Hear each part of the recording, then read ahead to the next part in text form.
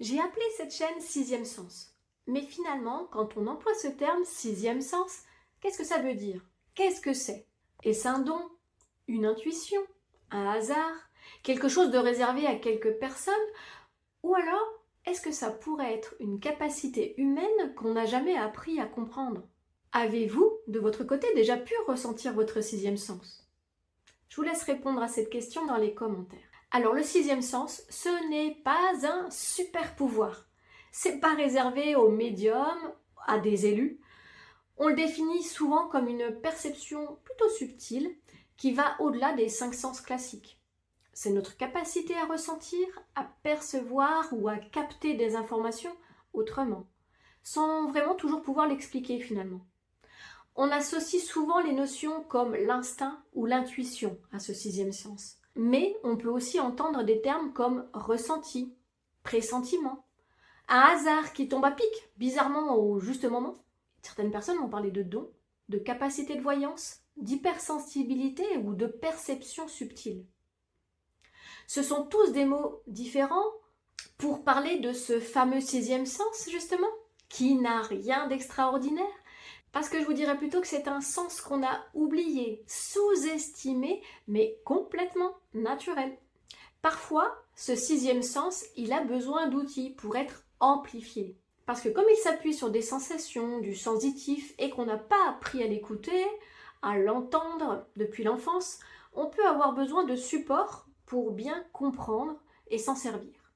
Comme l'écriture automatique. Ça, c'est la première pratique qui est venue à moi en 2012. Et je vous en parlerai dans mon expérience dans le prochain épisode, parce que j'aimerais vraiment désacraliser cette pratique, parce que j'entends beaucoup de choses sur le sujet qui parfois me font tiquer. Et puis il y a d'autres pratiques avec les supports, comme la radiesthésie qui utilise le pendule ou les baguettes, mais aussi les cartes, les oracles, les boules de cristal, le marc de café. En fait, ce sont tous des supports, des outils qui ne sont pas des preuves, qui ne sont pas des obligations. Car ces outils ne font pas le sixième sens. Ils aident simplement à écouter autrement, à canaliser une intention, à percevoir par d'autres canaux que ceux du monde matériel. Parce qu'avec le sixième sens, on est sur quelque chose de plus subtil, plus énergétique, invisible à nos yeux, mais qui existe vraiment. On vit parfois des événements étranges, qu'on va cataloguer de paranormaux, qu'on ne peut pas expliquer rationnellement et du coup on n'ose pas en parler. Alors si vous faites partie des personnes ayant vécu certains phénomènes inexpliqués encore, que cela vous ait fait peur ou non, n'hésitez pas à commenter sous cet épisode. Car j'ai créé cette chaîne pour vous répondre, vous accompagner dans cette découverte de l'invisible et du subtil.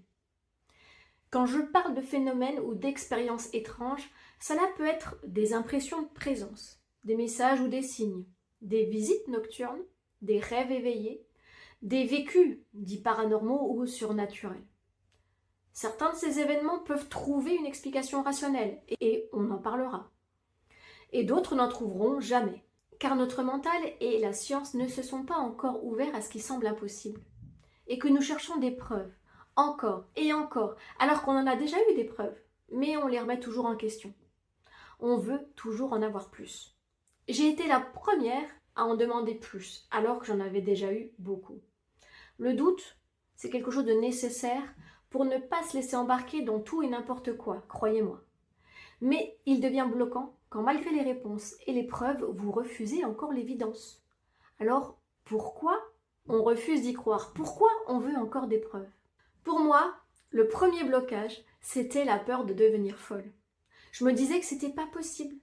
Et ça, c'est une peur très présente pour toute personne qui commence à s'ouvrir à ces nouvelles expériences, dites surnaturelles. Et qui finalement, je vous rassure, sont très naturelles. Mais personne nous a sensibilisés à ce sixième sens et à ces perceptions. Et comme personne n'en parle, après la peur de devenir folle ou fou, il y a la peur du regard des autres. Que vont penser nos proches si on leur raconte? Comment on peut leur dire? Vers qui se tourner sans être jugé, critiqué?